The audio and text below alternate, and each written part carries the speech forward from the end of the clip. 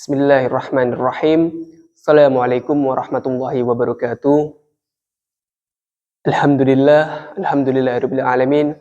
Shalatu wassalamu ala Rasulillahi ajmain walhamdulillahirabbil alamin. Rabbi sahri sadri wa yassirli amri wahlul 'uqdatam min lisani yafqahu qawli. Yang terhormat Ibu Zumaroh SPDI selaku guru pendidikan agama Islam di SMA Negeri 1 Makarti Jaya dan teman-temanku yang berbahagia. Puji dan syukur mari kita panjatkan kehadirat Allah Subhanahu wa taala, karena berkat rahmatnya lah kita dapat berkumpul di dalam majelis ini guna mendengarkan sebuah dakwah atau ceramah singkat. Kedua kalinya salawat beriring salam tak lupa kita curah limpahkan kepada junjungan kita Nabi besar Muhammad sallallahu alaihi wasallam yang kelak kita nantikan syafaatnya di akhir zaman. Amin amin ya rabbal alamin. Teman-temanku, dalam majelis kali ini saya akan membawakan dakwah atau ceramah dengan tema perbaikilah sholatmu maka Allah akan memperbaiki hidupmu.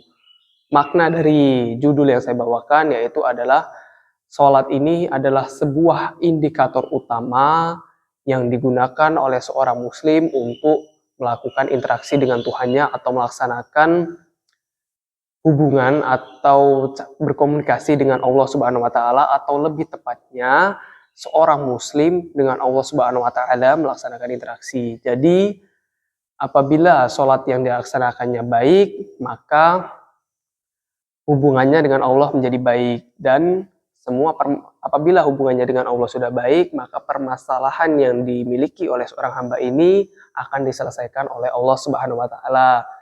Namun sebaliknya, jika sholat ini buruk, bagaimana bisa Allah mau menyelesaikan permasalahan seorang hamba apabila hubungannya saja atau cara berkomunikasinya saja sudah buruk dengan Allah?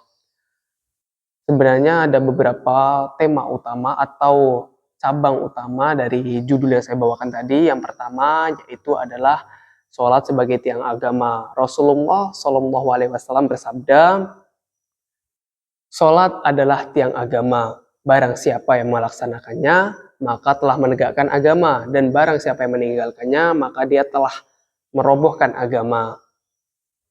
Maksud dari hadis ini adalah sholat ini adalah ibadah yang paling utama dalam agama Islam.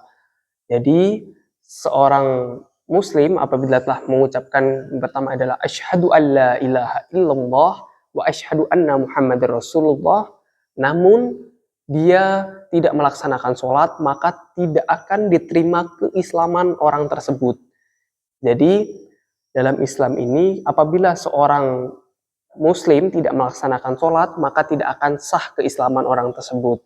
Karena dalam rukun Islam dijelaskan bahwa yang pertama adalah syahadat, yang kedua sholat, yang ketiga puasa, yang keempat zakat, yang kelima naik haji bagi yang mampu.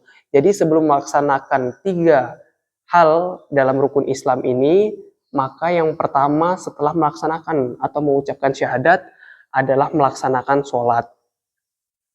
Jadi sholat itu adalah tiang dalam agama Islam. Apabila seorang tidak melaksanakan sholat, maka robohlah agama tersebut.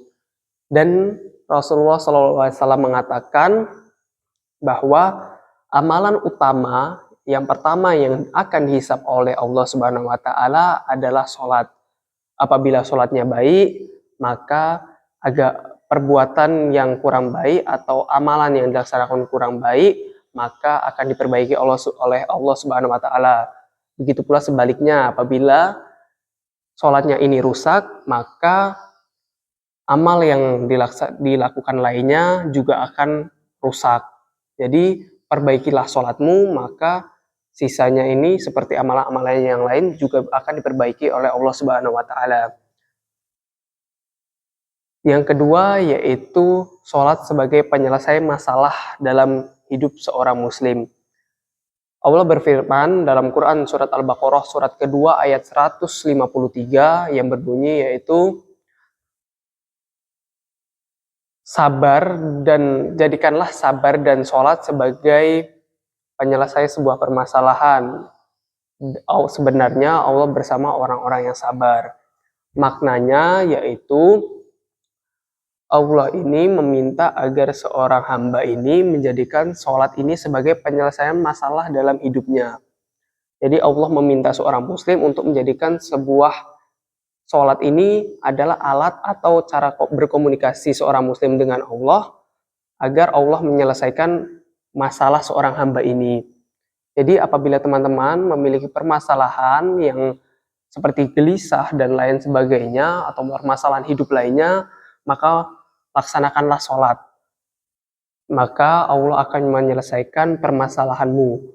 Karena sholat ini adalah seperti yang saya katakan di awal tadi, yaitu sholat ini adalah indikator atau alat utama yang digunakan oleh seorang hamba untuk berkomunikasi dengan Tuhannya. Jadi kalian melaksanakan sholat ini dengan tujuan untuk menyelesaikan masalah kalian. Berarti kalian dalam komunikasi ini kalian meminta kepada Allah agar Allah menyelesaikan masalah kalian. Jadi teman-teman yang memiliki permasalahan dalam hidup maka laksanakanlah sholat. Kemudian yang ketiga yaitu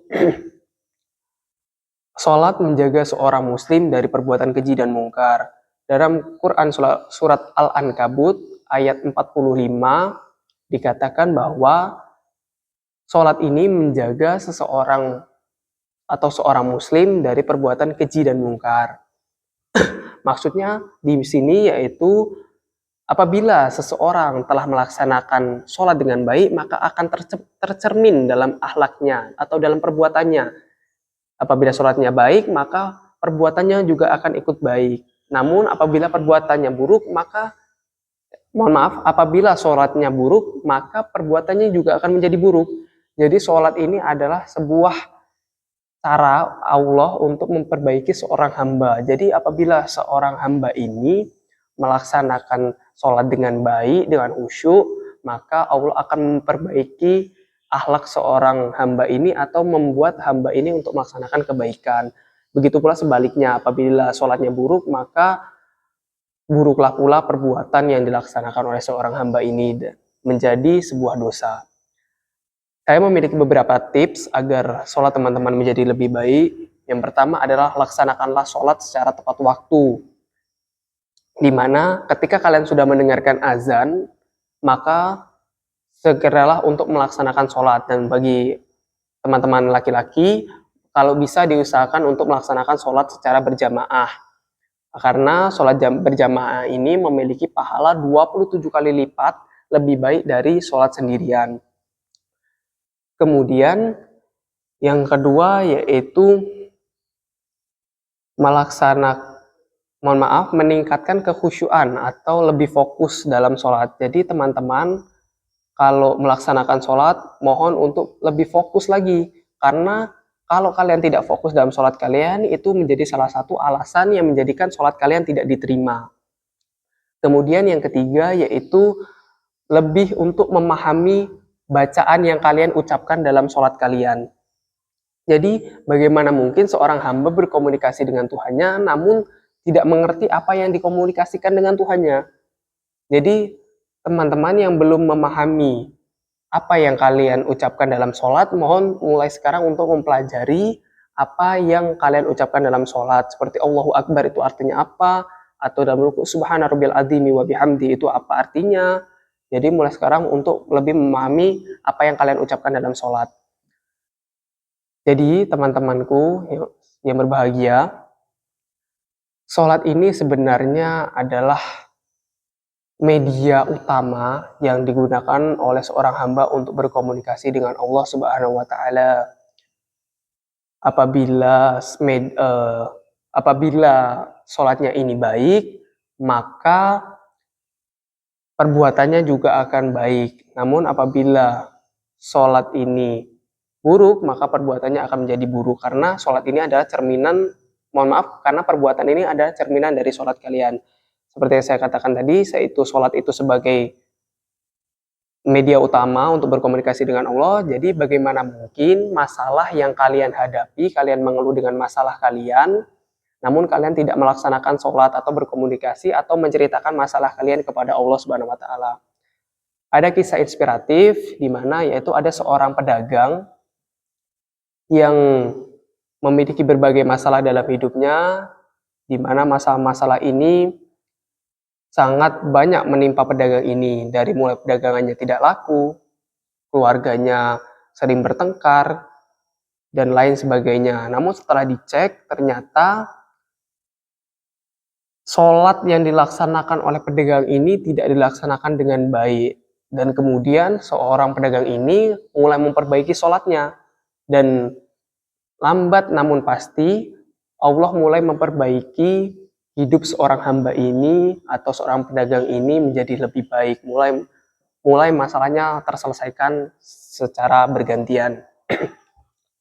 Jadi untuk teman-temanku yang masih sholatnya bolong-bolong seperti hanya melaksanakan subuh saja, asar saja, atau maghrib saja, atau isya saja, atau zuhur, jadi dimohonkan kepada teman-teman untuk yang melaksanakan sholat bolong-bolong, mulai sekarang perbaikilah sholat kalian agar kalian memiliki hubungan yang erat dengan Allah Subhanahu wa taala.